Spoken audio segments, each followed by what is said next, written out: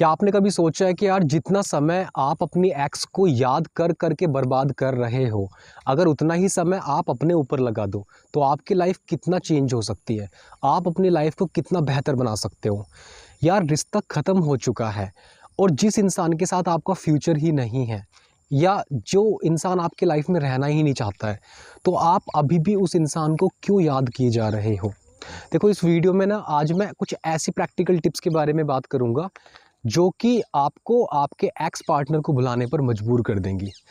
रिश्ता ख़त्म हुए अगर आपके रिलेशनशिप को, अगर आपको रिश्ता ख़त्म हुए हफ्ते हो गए, महीने हो गए, कुछ केसेस में सालों तक हो जाते हैं, लेकिन हम ना उस इंसान को अभी तक याद करते रहते हैं, उसकी प्रोफाइल विज़िट करते रहते हैं इस आशा में कि कहीं ना कहीं यार मैं देख लूँ, उसकी लाइफ से अपडेट होना चाहता हूँ, वो अपनी लाइफ में क्या कर रहा है। तो इस वीडियो को लास्ट तक ज़रूर देखना। 5वीं टिप्स इतनी शानदार है कि आप अगर नहीं भी चाह रहे हो ना उसको भुलाना, फिर भी आप उसको भुला दोगे, क्योंकि वो बहुत ज़्यादा पावरफुल टिप है। तो इस वीडियो को लास्ट तक देखना। हम अपने पास्ट में ना कई बार इतना उलझ जाते हैं कि हम अपने आज को ही जीना भूल जाते हैं। हम बस पास्ट में जी रहे होते हैं और इस आशा में जी रहे होते हैं कि कहीं ना कहीं वो मेरी लाइफ में फिर से आ जाए, कहीं ना कहीं फिर से रिलेशनशिप स्टार्ट हो सकती है। नहीं, आपको अपनी लाइफ पर फोकस करना है।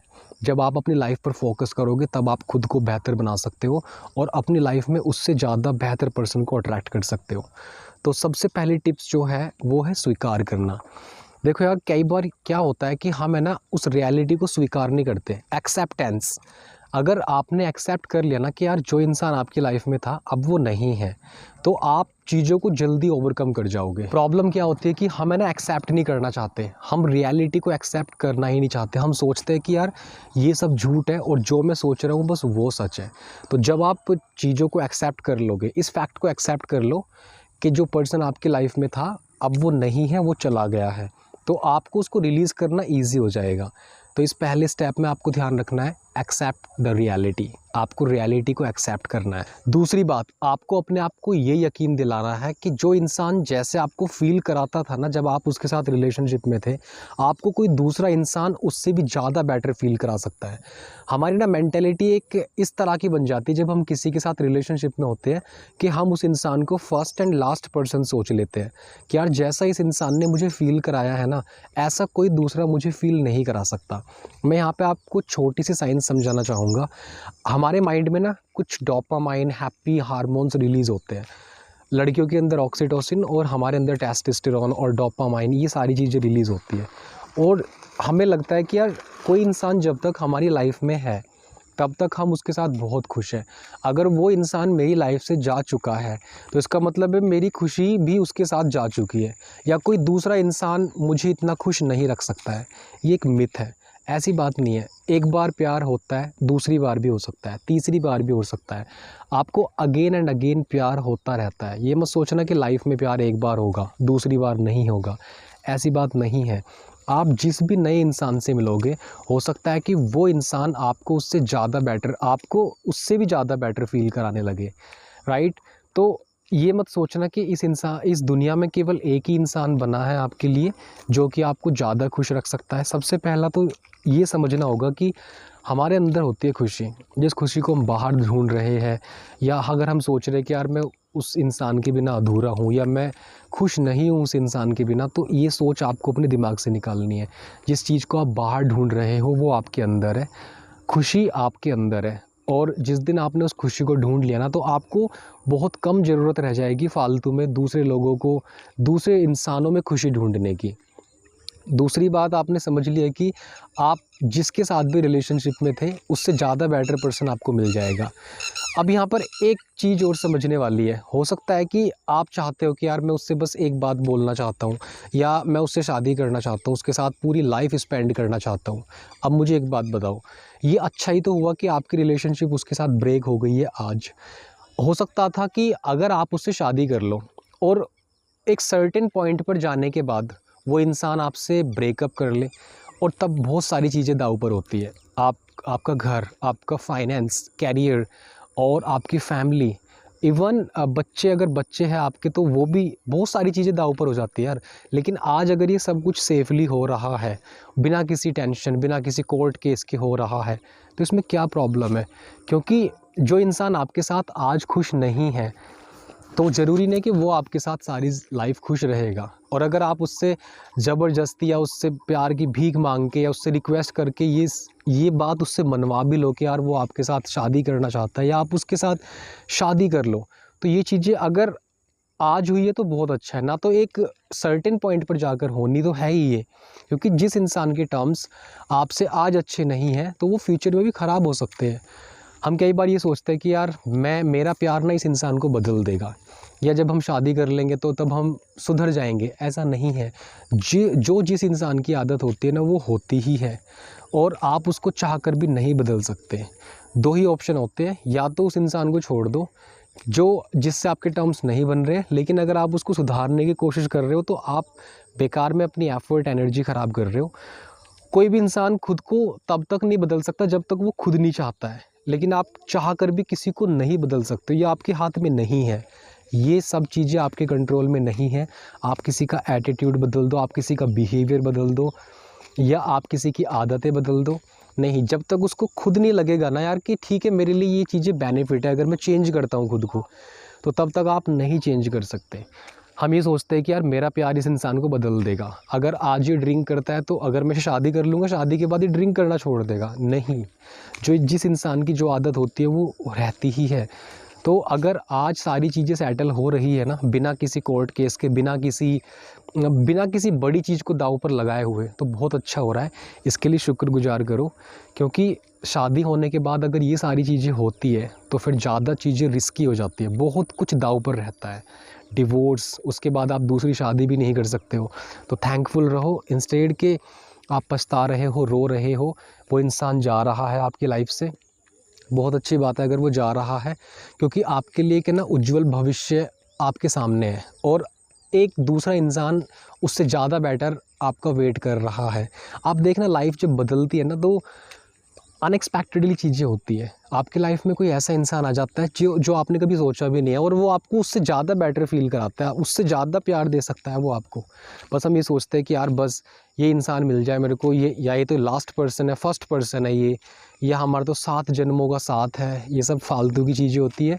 मूवीज़ में ड्रामा होता है, ये सीरियल्स में ड्रामा होता है, लेकिन असल लाइफ में चीज़ें काम नहीं करती है। तो आपने यहाँ पर ही समझ लिया है कि एक्सेप्ट कर लिया। दूसरी बात, आप शुक्रगुजार करो, बहुत अच्छा हो रहा है जो भी आपके साथ अभी लाइफ में हो रहा है। टेम्पररीली आपको हर्ट हो सकता है, लेकिन एक समय के बाद आपको ना इस चीज़ पे बहुत ज़्यादा प्राउड फील होगा कि यार ये हो गया तो बहुत अच्छा हुआ। आप एक बहुत बड़ी समस्या को इनवाइट करने से रोक रहे हो अपनी लाइफ में। Step number 3। अब इस स्टेप में आपको क्या करना है कि अगर आप अपने पार्टनर को भुलाना चाहते हो, और ऑफ कोर्स भुलाना भी चाहिए यार आपको, आप कब तक पास्ट में जीते रहोगे। तो जब आपको किसी को भुलाना है, अपने दिमाग से निकालना है, तो याद करो कि आपके पास उसकी ना चैट कॉन्वर्सेशन होगी, उसकी फ़ोटोज़ होगी, उसके दिए हुए गिफ्ट्स होंगे, सबको हटा दो अपनी लाइफ से। पुरानी चैट सारी डिलीट कर दो, ठीक है। और जितनी भी उसकी फ़ोटोज़ है आपके पास फ़ोल्डर्स में, कहीं पर भी है, सब डिलीट कर दो। कोई फ़िज़िकल गिफ्ट हो सकता है जो उसने आपको दिया है, वो जो आपने उसको गिफ्ट दिया वो क्या कर रहा है उनके साथ, डजेंट मैटर। वो आपकी चैट कॉन्वर्सेशन रख रहा है, नहीं रख रहा है, इट डजेंट मैटर।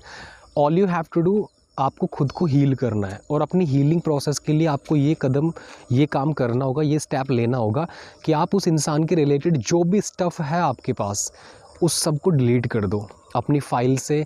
और सोशल मीडिया पर जो भी मैसेजेस पड़े हैं, उनके चैट कॉन्वर्सेशन पड़ी है, सब के सब डिलीट कर दो। ये छोटे छोटे ट्रिगर्स होते हैं जो किसी इंसान को या आपके एक्स पार्टनर को आपको उसकी याद दिला रहे हैं बार बार। ऐसा ही होता है कि जब आप उसको याद करते हो तो उसकी पुरानी बातें पढ़ते हो, लेकिन वो इंसान अब ऐसा नहीं है जैसे वो पहले आपसे बातें करता था, वो चेंज हो चुका है। तो आपको ये चीज़ समझनी है। जितनी भी फ़ोटोज़ वगैरह सब डिलीट कर दो, क्योंकि वो चेंज हो चुका है, उसका माइंडसेट चेंज हो चुका है। और आप पुरानी कॉन्वर्सेशन पढ़ रहे हो तो आपको वो सारी की सारी हटा देनी है। जब आप इन ट्रिगर्स को हटा दोगे तो आपका दिमाग ऑटोमेटिकली हल्का हो जाएगा और आपको याद नहीं आएगी उस इंसान की। Number 4 step. अब इस 4 स्टेप में आपको क्या करना है, सोशल मीडिया हैंडल करना। आफ्टर ए ब्रेकअप आज के समय में क्या होता है कि हम सब सोशल मीडिया पर कनेक्टेड होते हैं। तो अगर आपको लगता है कि यार ये इंसान मेरी पर्सनल प्रोफेशनल लाइफ में बहुत बाधा बन के आ रहा है। मैं अपने काम पर कंसंट्रेट नहीं कर सकता हूँ। हर एक सोशल मीडिया प्लेटफॉर्म से उसकी प्रोफाइल को डिस्कनेक्ट कर लो, क्योंकि जब तक आप ये सोचते रहोगे ना, उसकी लाइफ से अपडेट रहोगे कि वो क्या स्टेटस लगा रहा है या फिर अपनी पर्सनल लाइफ में क्या कर रहा है, तो आप खुद को ज़्यादा हर्ट कर रहे हो और अपने हीलिंग प्रोसेस को और ज़्यादा डिले कर रहे हो सकता है कि यार वो किसी दूसरे इंसान के साथ अपनी फ़ोटोज़ डाल रहा हो, वो अपनी लाइफ में बहुत खुश है, लेकिन आप उन्हीं चीज़ों को बार बार देख करके खुद को हर्ट कर रहे हो कि यार ये इंसान कितना खुश है अपनी लाइफ में और एक मैं हूँ, मैं इसको बार बार याद किए जा रहा हूँ। Delete all photos and block him और her on Instagram, on Facebook and all social media platforms. अब इस स्टेप में आपको क्या करना है, जर्नलिंग करनी है। देखो, जो भी आप उससे कहना चाहते हो वो आपके दिमाग में है कि यार बस मैं एक बार उससे ये बात कहना चाहता हूँ। हर एक चीज़ जो भी आप उससे शेयर करना चाहते हो डायरी में लिख डालो।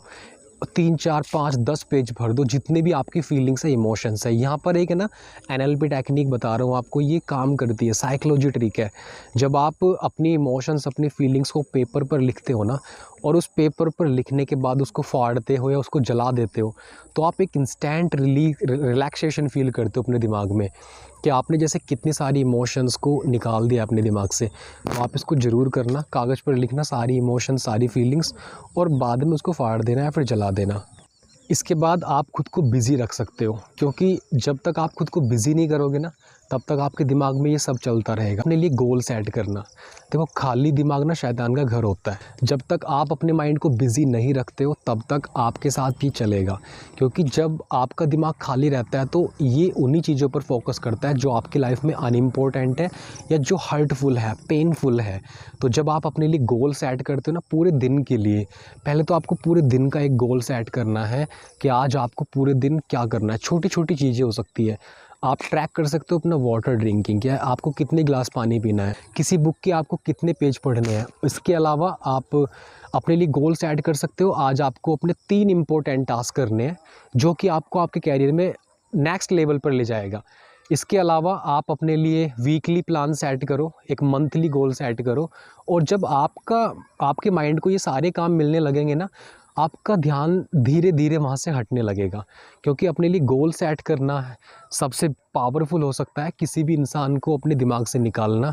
अभी तक जो आपके लाइफ में हो रहा है वो इसलिए हो रहा है क्योंकि आपने खुद के दिमाग को ना टाइम नहीं दिया है, मतलब खुद के दिमाग को टास्क नहीं दिया है समय के साथ। अनइम्पोर्टेंट फालतू की चीज़ें आपके दिमाग में आती रहती है।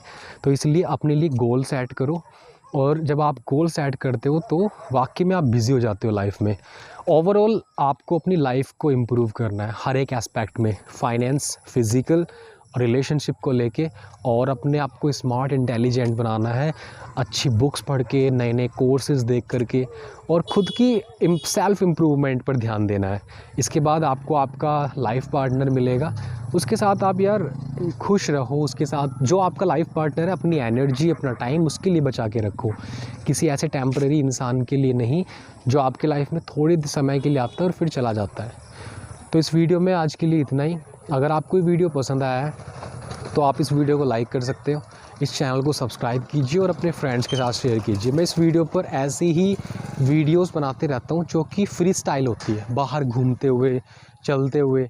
तो अगर आपको ये स्टाइल पसंद है या आपको कुछ नया सीखने को मिल रहा है, मुझे लगता है कि इट डजेंट मैटर कि इसमें बहुत सारी अच्छी एडिटिंग्स हो या बैकग्राउंड अच्छा हो या म्यूज़िक अच्छा लग रहा हो।